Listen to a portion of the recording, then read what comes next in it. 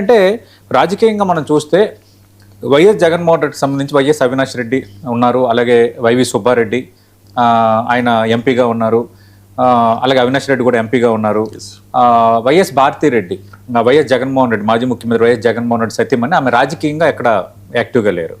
But ఆమె సాక్షి media వ్యవహారాలు, సాక్షి గ్రూప్కి సంబంధించిన కొన్ని వ్యవహారాలు కీలకంగా వ్యవహరిస్తున్నారు తప్ప ఆమె ఎప్పుడు కూడా పొలిటికల్గా ఎఫిలియేట్ లేరు. ఆమె వైఎస్ఆర్ కాంగ్రెస్ పార్టీలు ఏ విభాగాన్ని లీడ్ చేస్తున్న వాతావరణం ఎక్కడా లేదు.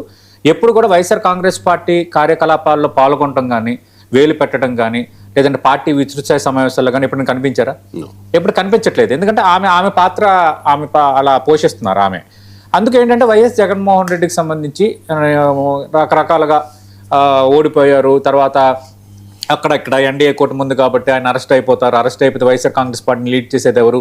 త్వరలో రాజకీయాల్లోకి వైఎస్ భారతిరెడ్డి, ఇట్లా రకరకాల చర్చలు ఏమి జరిగాయి. కానీ ఇప్పుడు అలాంటి వాతావరణం ఏమీ లేదు. కానీ ఇంకా రకరకాలు ఇప్పుడు వెబ్సైట్లు సోషల్ మీడియాలో వచ్చిన తర్వాత ఇంకా అడ్డోదుపు లేదు కాబట్టి రకరకాల వార్తలు రాస్తుంటారు. ఇక్కడ ఇష్యూ ఏంటంటే ఇప్పుడు జగన్మోహన్ రెడ్డి కుమార్తెలు వస్తారు అన్నది ఒక చర్చ జరుగుతోంది ఇక్కడ. ఎందుకంటే కడప లోక్సభ సీట్ అనేది వైఎస్ఆర్ ఫ్యామిలీకి ఒక రకంగా కంచుకోట. 1984లోనే తెలుగుదేశం పార్టీ ఇక్కడ గెలిచింది, కానీ ఆ తర్వాత కాంగ్రెస్, తర్వాత వైఎస్ఆర్ కాంగ్రెస్ పార్టీ వచ్చిన తర్వాత వైఎస్ఆర్ కాంగ్రెస్ పార్టీ ఇక్కడ విజయం సాధించిన సందర్భం అయితే ఇక్కడ కనిపిస్తోంది. ఇక్కడ వైఎస్ఆర్ 4 సార్లు ఎంపీగా గెలిస్తే జగన్మోహన్ రెడ్డి 2 సార్లు కడప లోక్సభ స్థానం నుంచి విజయం సాధించారు.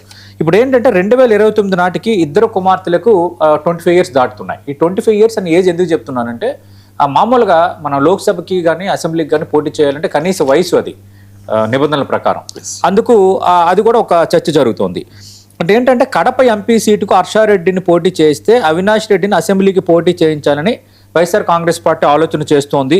అది జమ్మలమడుగు నుంచి పోటీ చేయొచ్చు, లేదంటే వేరేది ఏమైనా కేటాయించవచ్చు అన్నది కొంత పొలిటికల్ సర్కిల్స్లో ఒక చర్చ జరుగుతోంది. ఎందుకంటే వైఎస్ జగన్మోహన్ రెడ్డి పెద్ద కుమార్తె హర్షారెడ్డి ఆమె ప్రతిష్టాత్మక ఇన్సీడ్ బిజినెస్ స్కూల్లో మాస్టర్ డిగ్రీ చేశారు. కొంత సాక్షి మీడియా గ్రూప్ కార్యకలాపాల్లో కూడా కొన్ని అంశాలు పర్యవేక్షిస్తున్నారని కొంత చర్చ అయితే దీని మీద జరుగుతోంది. అయితే వాళ్ళు రాజకీయాల్లోకి వస్తారా రారనేది మనం చెప్పలేం. నేను ఇందాక చెప్పినట్టుగా వైఎస్ భారతిరెడ్డి, జగన్మోహన్ రెడ్డి సత్యమైన ఆమె కేవలం వ్యాపార వ్యవహారాల్లో మాత్రమే ఉన్నారు, కానీ రాజకీయ వ్యవహారాల్లో తలదొచ్చడం లేదు. కానీ ఇప్పుడు కుమార్తెలు వస్తున్నారు కాబట్టి కుమార్తెలు యాక్టివ్ అయ్యే పరిస్థితి ఉంది. యాక్టివ్ కావడానికి కూడా మనం తప్పుపట్టలేము. ఎందుకంటే జగన్మోహన్ రెడ్డి ఒక ముఖ్యమంత్రిగా, వైఎస్ఆర్ కాంగ్రెస్ పార్టీ అధినేతగా రేపు పొద్దున్న లెగసీని తీసుకువెళ్ళాలంటే నెక్స్ట్ నాయకత్వాన్ని రెడీ చేయాల్సిన అవసరం ఉంది. ఇప్పుడు చంద్రబాబు నాయుడు చూసాం, లోకేష్, ఇప్పుడు తెలుగుదేశం పార్టీకి భవిష్యత్తు లోకేషే, అలాగే కేటీఆర్ బీఆర్ఎస్ పార్టీ నుంచి, అలాగే ఇప్పుడు జగన్మోహన్ రెడ్డికి ఇద్దరు అమ్మాయిలే కాబట్టి రేపు పొద్దున్న అమ్మాయిలు రావచ్చు.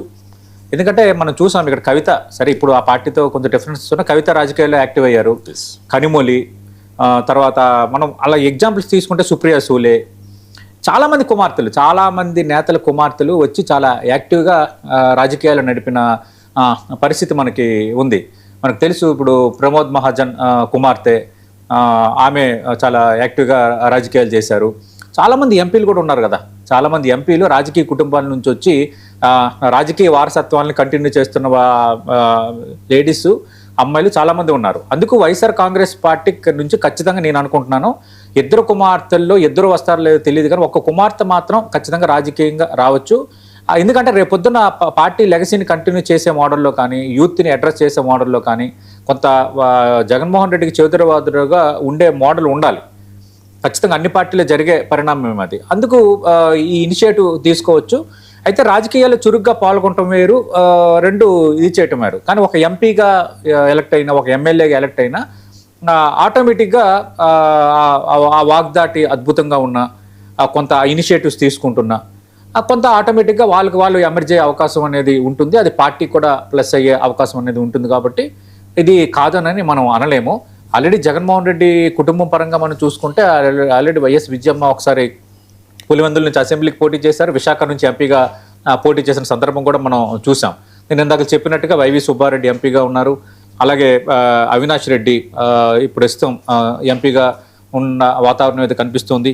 ఏదేమైనా ఓవరాల్గా చూసుకుంటున్నప్పుడు ఈ చర్చ అయితే బలంగా జరుగుతోంది. హర్షారెడ్డి పోటీ చేస్తారని చర్చ జరుగుతోంది. అయితే హర్షారెడ్డి కడప లోక్సభ నుంచి ఎంపీగా పోటీ చేస్తే వైఎస్ అవినాష్ రెడ్డి జమ్మలమడుగు అంటున్నారు. కానీ ఇప్పుడు సమస్య ఏముందంటే ఒకవేళ డీలిమిటేషన్ జరిగితే పులివెందులు ఎస్సీ రిజర్వ్డ్ అవుతుందని చర్చ జరుగుతుంది. అప్పుడు మరి జగన్మోహన్ రెడ్డి ఎక్కడి నుంచి పోటీ చేస్తారు? ఇవన్నీ చర్చలు ఉన్నాయి. కానీ ఆ కడపలో కొంత పట్టు ఉంది కాబట్టి అక్కడ నియోజకవర్గాలు దొరకపోవడం అనేది ఆ కుటుంబానికి పెద్ద సమస్య కాదు. ఏదేమైనా ఒకవేళ హర్షారెడ్డి గనుక వస్తే మాత్రం కొంచెం పొలిటికల్గా మూవ్ ఉండేటట్టే. దీన్ని పూర్తి స్థాయిలో కొట్టి పారేయలేము. ఎందుకంటే అన్ని పార్టీలకు సంబంధించిన నేతలు కానీ, అలాగే అన్ని పార్టీలకి సంబంధించిన వారసులు, కుమార్తెలు